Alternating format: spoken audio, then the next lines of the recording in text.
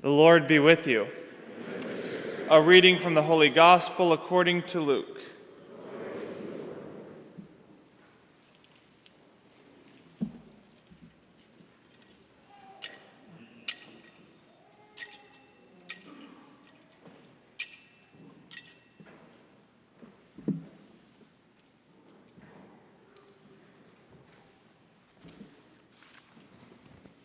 Some Sadducees who denied there is a resurrection came forward. Jesus said to them, "The children of this age marry and remarry, but those who are deemed worthy to attain to the coming age and to the resurrection of the dead neither marry nor are given in marriage. They can no longer die, for they are like angels, and they are the children of God, because they are the ones who will rise. That the dead will rise, even Moses made known in the passage about the bush, when he called out, 'Lord, the God of Abraham, the God of Isaac, and the God of Jacob.'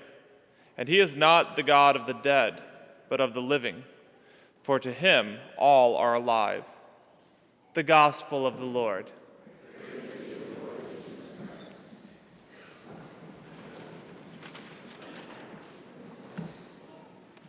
I have a friend that I met when I was living in Italy who lives in Norcia. His name is Brother Jerome, and he is a Benedictine.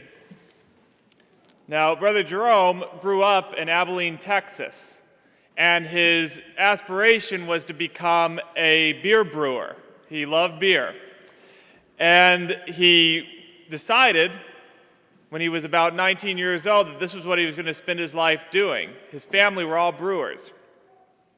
But at the same time, he also had a tug at his heart that he might be called to the religious life. So in order to figure this out, he had heard about this group of monks out in Norcia in central Italy.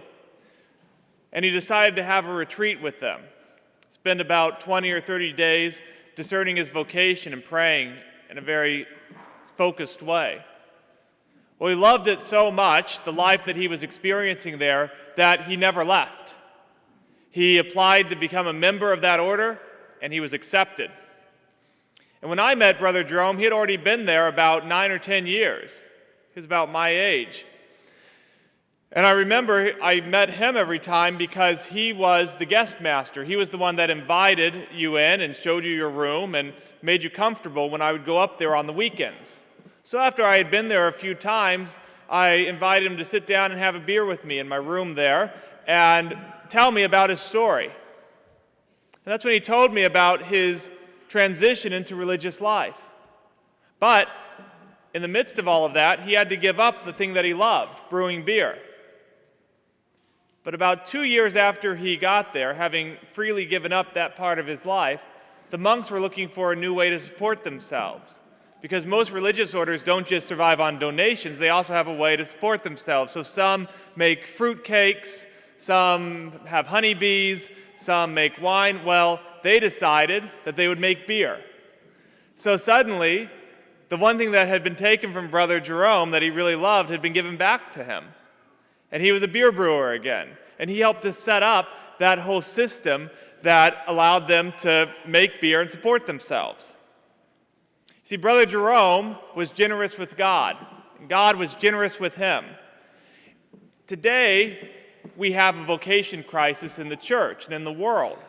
And I'm not talking about dwindling numbers. Actually, numbers are up for both religious life and priests. What I'm really talking about is a crisis of the vocation mentality, because we misunderstand what freedom is. The people of my generation and younger, they see freedom as being something that is a matter of choices, that you have to have all of your choices open, and that if you don't keep them open, then you suddenly are not free to choose. It's a misunderstood freedom, because what ends up happening is that they choose nothing, and all the choices become closed to them. Freedom is being able to choose the good. We know that when we sin, that we become enslaved to that sin.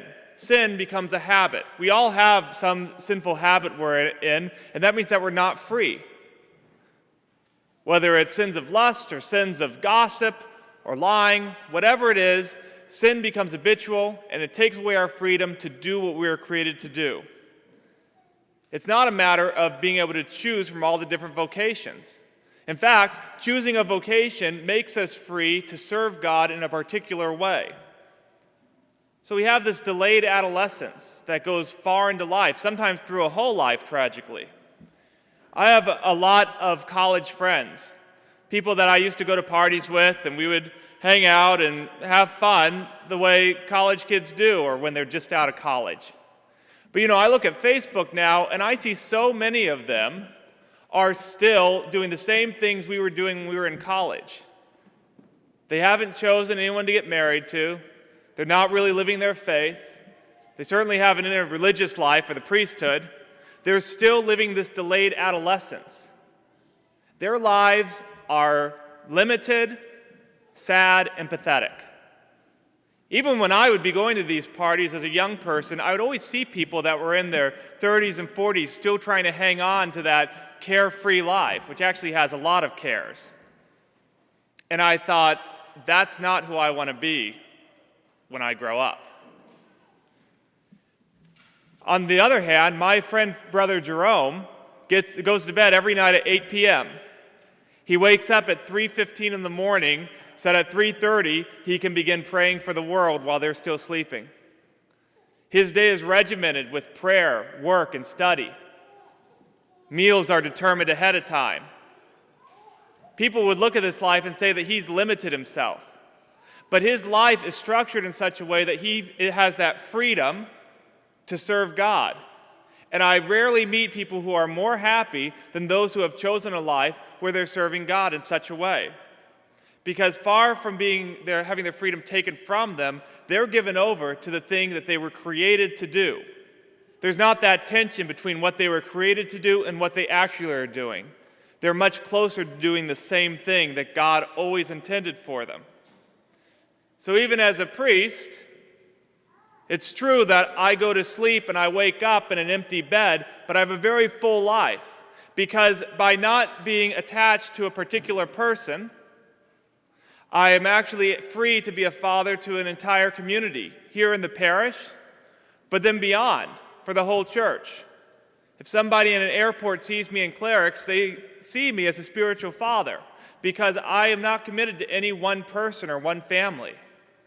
Same with religious sisters, who show that motherhood of the church that is so important as spouses of Christ, and then able to serve everyone as mothers in the church, that no matter where they go, they're not particularly committed to any one person or one group of people.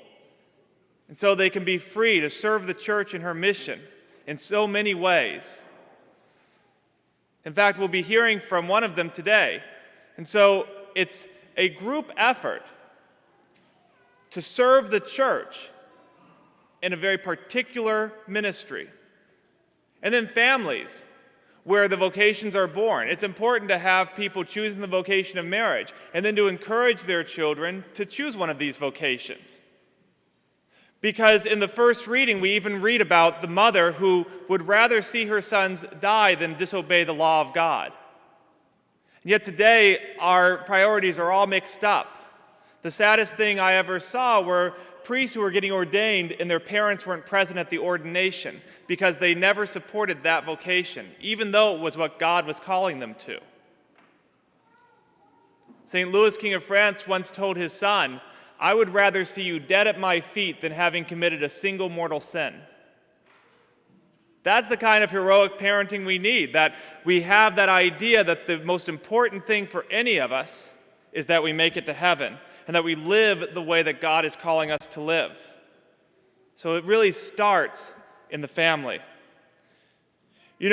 Brother Jerome was in Norcia when those earthquakes hit, and his monastery was completely destroyed. And among other things, that brewery that he had spent so much time building up was completely destroyed. And yet when I talked to him the other day, he was as joyful as he was when he was making the beer, because his joy was not based in making that beer. It was based in doing the will of God. Everything else can be taken from us. Anything else we put our joy into can be taken at any point.